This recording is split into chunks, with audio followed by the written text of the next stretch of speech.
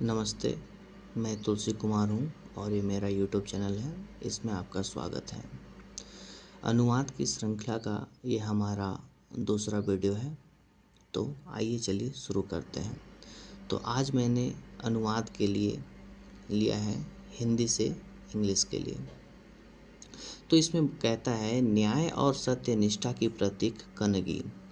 कनगी तमिल साहित्य की सबसे प्रसिद्ध नायिकाओं में से एक है जो अपनी पतिव्रता और न्यायप्रियता के लिए जानी जाती है। तो सबसे पहला काम हमें इसका जो भी हार्ड वर्ड है उनको ये करना है, अंडरलाइन कर लेना है। तो एक सत्यनिष्ठा, न्याय, प्रतीक, फिर आ जाएगा आपका नायिका, फिर एक पतिव्रता और एक आ गया न्यायप्रियता।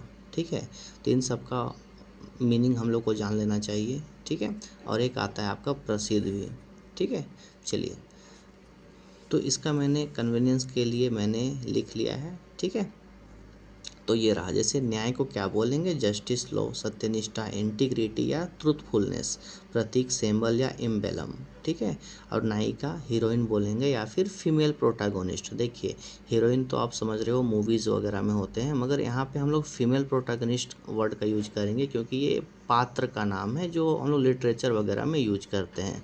प्रसिद्ध, फेमस, रिनाउंड, वेल नोन।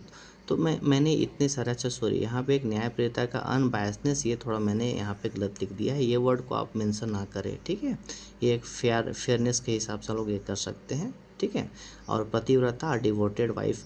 ठीक है, या फिर डिवोशन टू हर हस्बैंड, ये हम लोग कर सकते हैं। तो इसका अनुवाद हम लोग कैसे करेंगे, न्याय और सत्यनिष्ठा की प्रतीक। तो की प्रतीक यानी प्रतीक पहले आएगा, तो प्रतीक का क्या होगा, तो सिंबल।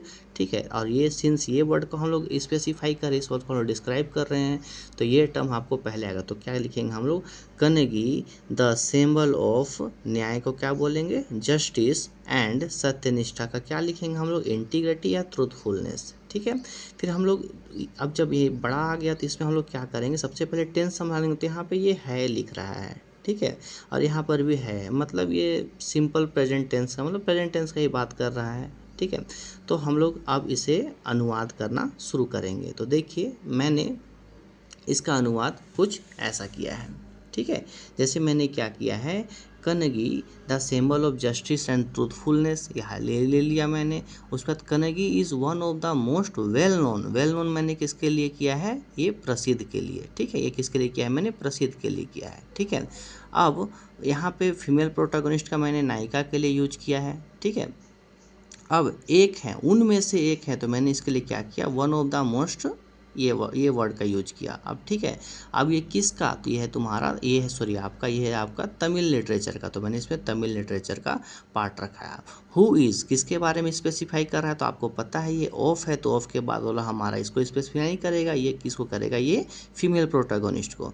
तो who is known for her devotion and justice to duty. तो देखिए, अब डिवोशन यानी कि पतिव्रता, तो पतिव्रता तो अपने हस्बैंड के लिए होगी, तो devotion to her husband, her husband, ये आप कहानी पढ़ोगे, इसका एक बहुत अच्छा लिटरेचर है। इसको मतलब तमिल साहित्य में काफ़ी, मतलब इनका मान सम्मान है। इसके ऊपर स्टोरी, मतलब वहाँ पे पॉपुलर लिटरेचर में से एक है। ठीक है, और ये एंड जस्टिस की ड्यूटी। ठीक है, तो ये हमारा समझे हम लोग। देखिए, कभी कभी आपको क्या करना होगा, जो यहाँ पे कन्वे तो नहीं कर रहा है, यहाँ पे हम लोग को बताया नहीं गया है कि वो पतिव्रता अपने पति के प्रति है, मगर ये हम लोग को ऑलरेडी पता है कि पतिव्रता है, इट मीन्स वो अपने पति के प्रति ही पतिव्रता होगी। ठीक है, तो हम लोग इसको इसके भाव के अनुसार इसको लोग इसको अनुवाद करेंगे। ठीक है, मैं आगे भी ऐसा वीडियो लाऊंगा जिसमें आपको देखोगे यहाँ पे कहा कुछ और जाएगा, और हम लोग जब उसका अनुवाद करेंगे तो उसके भाव पे करेंगे। ठीक है, चलिए, अब हम लोग इसकी नेक्स्ट शुरू करते हैं। तो देखिए, ये है इसका अगला।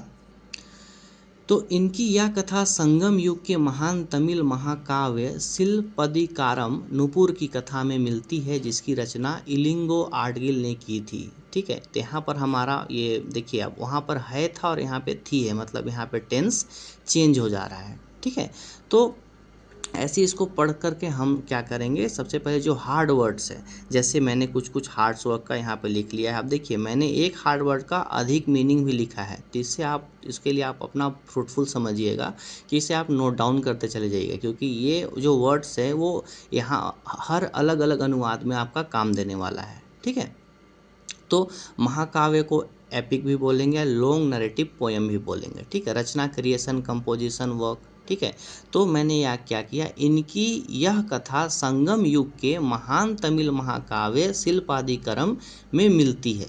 ठीक है, अब सबसे पहले हम लोग यहाँ पे ये सब्जेक्ट छांटना है, तो इनकी यह कथा, तो हम लोग सबसे पहले किन की बात हो रही है, कनगी की। कनगी कौन है, एक स्त्री है, तो स्त्री पात्र है, तो हम लोग यहाँ पे क्या कर दिया कि स्त्री पात्र है, तो स्त्री पात्र के लिए हम लोग क्या किए यहाँ पे इनकी। ठीक है, तो इनकी यह कथा, तो इनकी यह कथा मतलब हर story is found in the great Tamil epic. अब उस तमिल एपिक का नाम क्या है, तो उस तमिल एपिक का नाम है शिलापतिकारम। ठीक है, शिल्पदिकारम। ठीक है, अब यहाँ पे ब्रैकेट में तो आपको ये ब्रैकेट डालना होगा। ठीक है, जैसा वहाँ पे देखिए जो पंक्चुएशन मार्क आता है वो उसमें जैसा यूज हुआ है आपको वैसे ही यहाँ पे यूज करना है।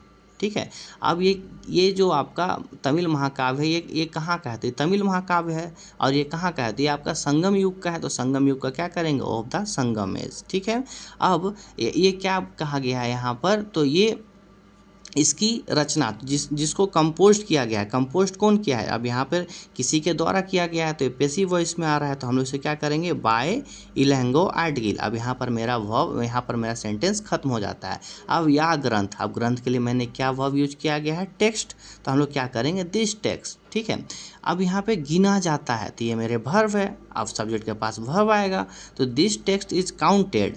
अब आपको पता है बिटवीन और एमंग के बीच में आपको पता है यहाँ पे 5 महाकाव्यों की बात कर रही है, तो 2 से ज़्यादा महाकाव्य है, तो बिटवीन का यूज़ नहीं होगा। ठीक है, तो हम लोग यहाँ पे क्या करेंगे, एमंग का यूज करेंगे, तो among the 5 great epics of Tamil literature. ठीक है, आई होप कि आपको यहाँ तक समझ आया होगा। अब हम लोग इसका एक छोटा सा और पार्ट बच रहा है, इसे हम लोग करते हैं। ठीक है, चलिए, तो यहाँ पे हमारा आता है कनगी की अमर कथा। अब देखिए अमर के लिए यहाँ पे मैंने 2 वर्ड ले लिया है, 2 इसका मतलब सिनोनियम्स है, एक इमोर्टल है और एक आपका क्या है, वेनियल है। ठीक है, तो मैंने यहाँ पे इमोर्टल टर्म का यूज किया है। ठीक है, आप दोनों में से किसी को यूज कर सकते हैं। देखिए अगर आपको वर्ड ज़्यादा अगर आपके माइंड में रहेगा तो आपको बस अनुवाद में ही देखना होता है कि कौन से वर्ड का सही उपयोग हम लोग कब करेंगे। वर्ड तो हम लोग को हर किसी को बहुत सारा याद आता है, क्योंकि हम लोग अगर एसएससी का तैयारी कर रहे हैं तो हमें तकरीबन 10,000 20,000 वर्ड तो ऐसे ही याद होता है, मगर किस वर्ड का हम लोग सही समय पे सही उपयोग करना है वो ज़्यादा मायने रखता है आपका ये अनुवाद में। अब देखिए धर्म का क्या क्या होगा, तो धर्म का यहाँ पर रिलीजन, ड्यूटी, फेथ या राइटियस ये सब है। ठीक है, तो मैंने यहाँ पे क्या किया है, धर्म को एज ए धर्म ही माना है। जैसे कर्मा होता है, तो कर्मा को मैंने सिर्फ आप कर्मा की तरह ट्रांसलेट कर सकते हो ऐसे, तो उसका यूज आप एक्शन या डीड में भी कर सकते हो, मगर हम लोग यहाँ पे उसी प्रकार से धर्म का हम लोग यूज किए हैं धर्मा के रूप में। ठीक है, तो कनगी की अमर कथा, किसकी अमर कथा, तो की आ गया यानी कनगी बाद में होगा, तो ये पहले होगा, ये टर्म पहले हो जाएगा यहाँ पे। तो द इमोर्टल स्टोरी ऑफ कनगी। ठीक है, अब ये क्या करती है, देती है, तो इसके लिए क्या करेंगे, गिव्स। अब क्या देती है भाई, संदेश देती है, तो गिव्स द मैसेज। अब यहाँ पे की तो एक कंजंक्शन है, तो डैट, सत्य और धर्म की शक्ति, सत्य और धर्म की शक्ति सदैव अन्याय पर विजय प्राप्त करती है।